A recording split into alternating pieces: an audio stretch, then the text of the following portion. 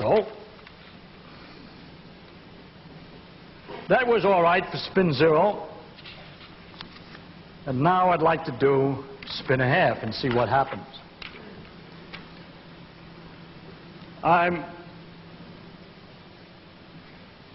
There's a way of representing, once you start knowing that the thing is spin a half and you have Lorentz transformations, you can work out by nice arguments about group theory exactly how all the states change and everything else.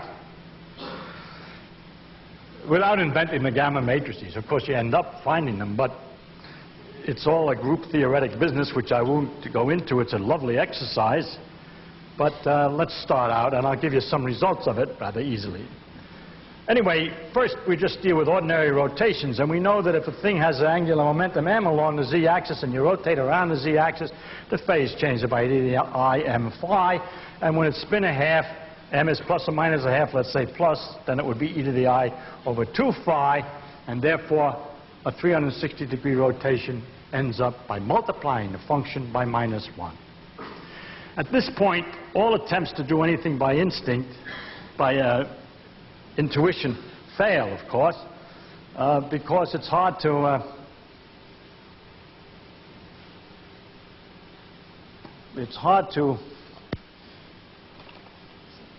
understand that, you know. I mean, one of the things that's the hardest part of this is to keep track of when you should have the minus 1 and when you shouldn't have the minus 1.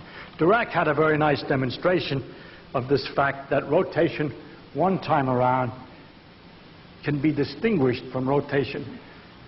When rotation twice around is about the same as doing nothing.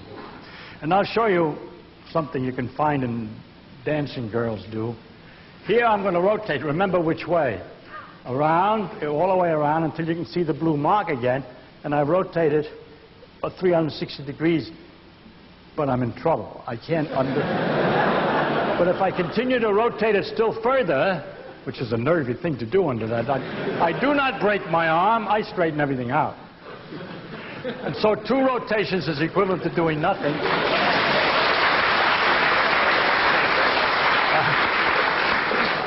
But 1 rotation can be different. So you have to keep track of whether you've made a rotation or not. And the rest of this talk is a nerve-wracking attempt to try to keep track of whether you've made a rotation or not. I mentioned something else I'm going to need for shortcut to give you an idea of the nature of the formulas.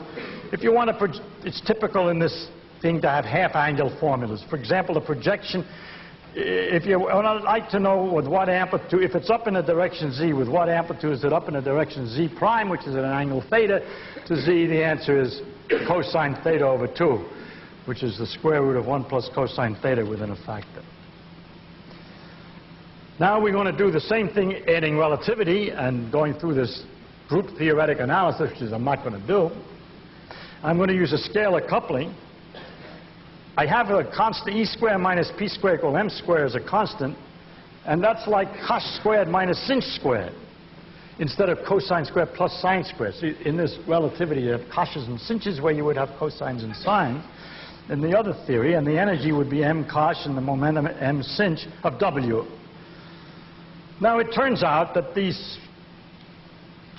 no, this should have been a W, right? Yeah. I can say it, and you don't have to actually do it. That the amplitude, for instance, if you started with spin up here and you ask with what amplitude you go into the correct a spin state in the direction P2, starting from rest at P1. P1 is m, the time component, and no momentum. P2 is e, the time component. Let's say it's moving in a z direction. The amplitude that you get is typical of the amplitudes for a half-angle spin, except they use half the W, or rapidity, and the answer is to this problem is cos W over 2, which is within factors which I'm not going to keep, like 2's and m's and things, is the cos of v plus 1 square root. The amplitude to do that is this, and the cos is really e, so this is the square root of e plus m. If you'd like it in a more relativistic form, consider p1 dot p2 plus m squared. By the dot product of 2 vectors, 4 vectors, I mean the product of the times minus the space components. If you multiply the times, you get me, and all the spaces give 0. So P1 dot P2 is me. And here's a nice relativistically invariant looking expression I mean, it's an expression for this amplitude in terms of P1 and P2. Now, here's the thing that I wanted to say that we hadn't said before, but it's another important thing. I talked about turning everything over, but it's also possible to imagine that one of these vectors is turned over to be the opposite direction, and then we'd have a positron going into an electron. We had pair production. And we can calculate the amplitude for pair production by a continuous transformation of the formula that we have in terms of P1 and P2 until one of the p's is backwards.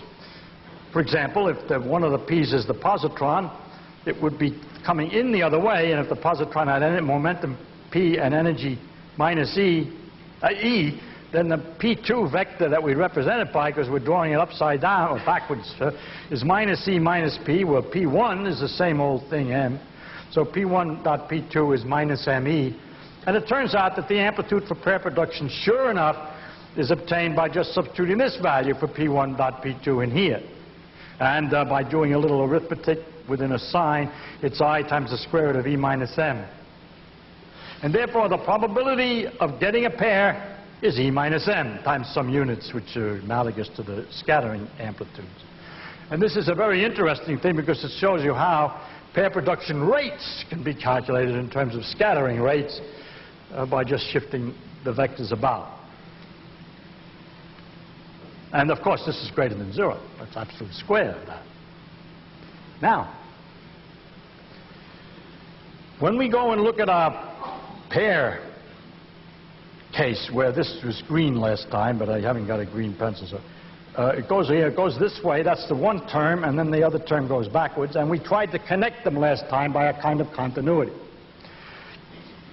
This time, because of this, if we went to the same state again, we get the square root of E plus M twice, and we get E plus M here. Well, how will it continue over here? Do you remember, if I didn't have the E in either place, that these two functions are the same in the space-like region? If they're the same, their derivatives are the same. So what fits together is the derivatives. If you take the derivative, let's say with respect to T1, or T2, for instance, that would produce an E. And this, in the same place, would produce a minus E. That is the signs, hey. Well, that's wrong, okay? This one is backwards. This is T2 minus T1. Right. And the derivatives have opposite E. So this continues into that. Now what happens? I can't move. You see, everything is forced on me, all right? No tricks. Now we go to look at the real part of this one, and it does the same thing as it did in the case of the boson, and it produces the right rate, which is the square of this, which is E plus M. But then when I look at the real part of this one, it doesn't produce the right rate. It produces the rate minus E plus M instead of E minus M. It's the opposite. It's the reverse sign of the Bose case. Therefore, the real part of this number 2 diagram this time is no longer the negative of the probability of producing a pair. It's the positive of it. It's a reverse sign. I mean relative to the Bose case. Now, you remember what we had to have for the Bose case? That because this thing was coming up very strong negative, we had to increase the probability when there was a particle present. Now it's coming up with the wrong sign. That means we have to decrease the probability when there's a particle present. And this indicates why it is that the thing works. It all fits together only if you say that when there's a particle in state 1, the probability of producing another particle in state 1 by a pair production is decreased. Instead of going up to 1 plus 1 equals 2, as in the Bose case, it goes up to 1 minus 1 equals 0. In the Fermi case, and the rule is that they have a particle in a state, you can't make another particle in that state by a pair production. And the fact that that particle is preventing something that you expected to happen from happening shifts the probability the other way, and it fits with the fact that the sign is reversed.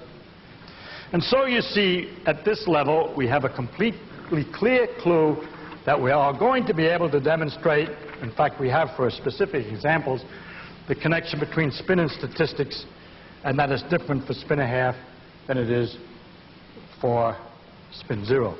In fact, what happens is, it turns out, I mean, it's rather interesting. It's very curious that you can make any functions that match in that region. It was the luck that we were able to do it. If you take more complicated functions, they won't match. That is, the positive frequencies can't be matched exactly with the negative frequency, because the positive frequency piece has two components, the real and the imaginary, and the negative frequency one will have to fit both, which is too much. So it's just luck that it worked. The only thing that will continue